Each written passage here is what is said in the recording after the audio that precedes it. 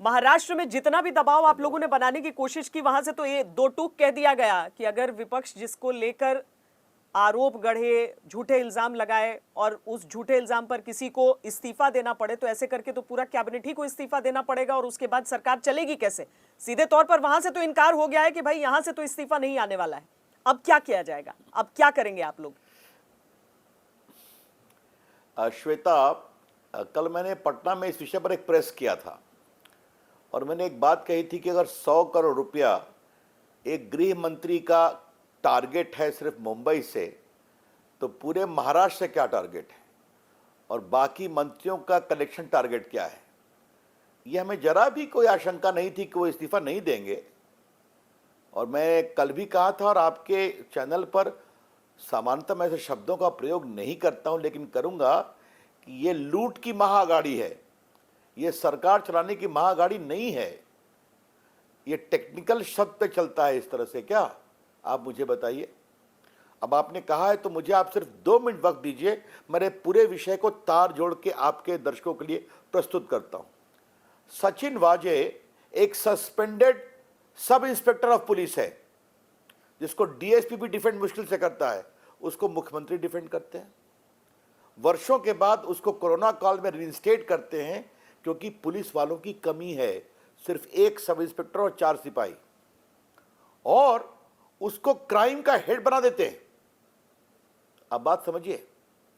तो एक ये ऑफिसर जिसका पूरा जांच सवाल के घेरे में है और वो इसलिए गिरफ्तार हुआ कि एनआईए ने उसको पकड़ा है, वहां की पुलिस ने नहीं, और मुख्यमंत्री ने उसको डिफेंड किया सदन के अंदर। अब इसका दूसरा पक्ष आता है, ऐसा व्यक्ति जिसमें इतनी हिम्मत है कि किसी को टपका दे, कुछ कर दे। आज वो मारा गया, वो ड्राइवर, उसका वो गाड़ी का ओनर भी ना, आपको मालूम है, वो भी जांच चल रही है, वो सामने आ गया कि किसने कैसे मारा। तो इस व्यक्ति की इतनी क्षमता है कुछ भी करने की, इसलिए इसको भी कहा गया कि तुम ही कलेक्शन कर सकते हो 100 करोड़ बार से, रेस्टोरेंट से 1700 प्लस में। अब उसने जाके पुलिस कमिश्नर को बताया। मैं कहता हूं अगर दूध का दूध पानी का पानी होना है तो हमने तो इसकी ईमानदार जांच की मांग कही है ना। तो जिसमें मुख्यमंत्री का नाम है, जिसमें शरद पवार से भी पूछताछ होगी क्योंकि वो तो उसके पार्ट नहीं थे, उनको क्यों ब्रीफ कर रहे थे परमवीर, या बाकी पूरा मामला आएगा गृह मंत्री का, मुख्यमंत्री, गृह मंत्री, शरद पवार, पुलिस कमिश्नर, तो ये जांच क्या महाराष्ट्र की पुलिस कर सकती है? तो मैंने कहा था अगर उद्धव ठाकरे जी में हिम्मत है तो इस मामले को सीबीआई को सौंप दें। तो मैंने कल ही कहा था। पर रविशंकर जी, तो हमें जरा भी आशंका नहीं है सरकार तो सीधे तौर पर, एनसीपी सीधे तौर पर कह रही है कि परमवीर सिंह जो है वो अब बीजेपी के कहने पर ये सारी चीजें कर रहे हैं, वरना अपने ट्रांसफर के बाद उन्होंने क्यों कही होती ये बात, पहले क्यों नहीं कही? देखिए, आपको मैं एक बात कहूंगा, उसमें कई बातें और आई है ना। वो जायसवाल जी जो डीजीपी थे, उनका ट्रांसफर क्यों हुआ? वो दिल्ली अब आए हैं। वो रश्मि वर्मा जो कोई डीआईजी या आईजी लेवल की ऑफिसर थी, उसने भी भ्रष्टाचार की बात कही थी, उसको भी ट्रांसफर कर दिया गया। ये सारी बातें कोर्ट के सामने आई है ना, अखबार में आई है, आप लोग भी कह रही हैं। तो मुंबई में क्या हो रहा है शिवसेना के सरकार के आने के बाद, ये आप भी बड़ी बड़ी वरिष्ठ पत्रकार हैं, आपको जरा भी देर नहीं लगेगा सच्चाई को जानने में। लेकिन ये पहली बार हुआ है। 3 बातें आप सुन लीजिए कि एक मुख्यमंत्री एक असिस्टेंट सब इंस्पेक्टर के साथ अपनी इज्जत जोड़ रहा है विधानसभा के अंदर, जो शिवसेना का प्रवक्ता भी था, उसको कोरोना में रिइंस्टेट करते हैं। वो कैसा व्यक्ति है आप भी जानती हैं। दूसरा, ये पहली बार एक पुलिस कमिश्नर ये कह रहा है कि उससे 100 करोड़ रुपए की देनदारी की बात वाजे ने बताई और 2 पुलिस वालों ने व्हाट्सएप पे कंफर्म किया। तो क्या इतने मामले जांच के विषय नहीं बनते हैं क्या? अब आज जो शरद पवार जी, मैं उनकी इज्जत करता हूं, वरिष्ठ नेता हैं, किसने उसको ब्रीफिंग किया कि अस्पताल में थे? धन्यवाद आप लोगों का, आप लोगों ने वीडियो दिखा दिया कि 15 तारीख को जिसको कहा गया कि वो क्वारंटाइन में थे, वो प्रेस कॉन्फ्रेंस कर रहे थे। तो इस तरह की जो एलिबाई करने की कोशिश की जा रही है, ये बहुत दुर्भाग्यपूर्ण है, बहुत पीड़ादायक है, और मैं यही कहूंगा भ्रष्टाचार की पराकाष्ठा है, साफ लूट है सरकारी अधिकारों के दुरुपयोग करके। अब मामला सुप्रीम कोर्ट में है, सुप्रीम कोर्ट देखेगा।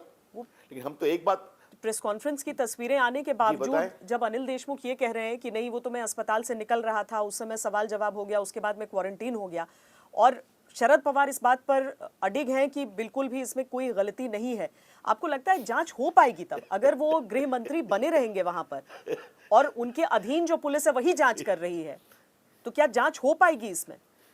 अच्छा अच्छा, श्रद्धामना श्वेता जी, मुझे आप एक चीज, मैं हंस रहा हूं, मुझे आप एक चीज बता दीजिए। जो व्यक्ति क्वारंटाइन में अस्पताल से निकल करके अपने घर में क्वारंटीन से जा रहा है, उसको क्या डॉक्टर लोग प्रेस कॉन्फ्रेंस करने देंगे क्या? कोई प्रेस वाला उसके नजदीक जाएगा क्या? माइक रखेगा क्या? ये कौन सी, क्षमा करिए, बचकाना बातें कही जा रही हैं। मतलब अगर कोई व्यक्ति कोरोना से पीड़ित है और उसको कहा गया आप घर में क्वारंटाइन में जाओ, वो प्रेस से बात करेगा? अब इसका मैं क्या जवाब दूं, आप मुझे बताइए।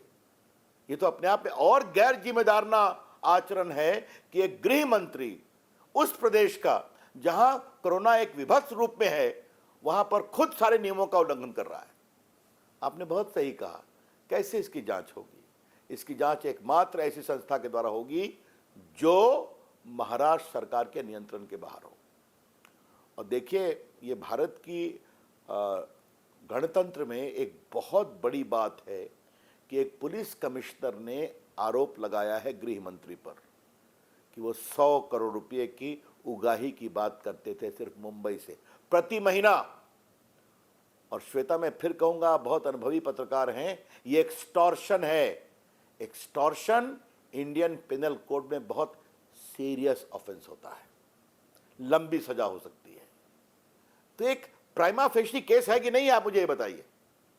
इसकी जांच करने की आवश्यकता है या नहीं? उसके बावजूद तो जांच से क्यों भाग रहे हैं रविशंकर भाई? जी, जिस तरह से शरद पवार जो बातें कह रहे हैं और जिस तरह से महाराष्ट्र सरकार का रुख है, उसमें तो ये लग रहा है कि ये टकराव की स्थिति जो है यहाँ पर बनकर रह जाएगी। जितने खुलासे एक के बाद एक तेजी से होते रहे, उसके बाद अब क्या अब न्यायालय से आस रखी जाए कि परमवीर सिंह गए हैं सुप्रीम कोर्ट तो शायद वहां से कुछ बात निकले, वरना तो यही तय करते हुए निकल जाता है कि राजनीति चल रही है या सचमुच में जांच हो रही है।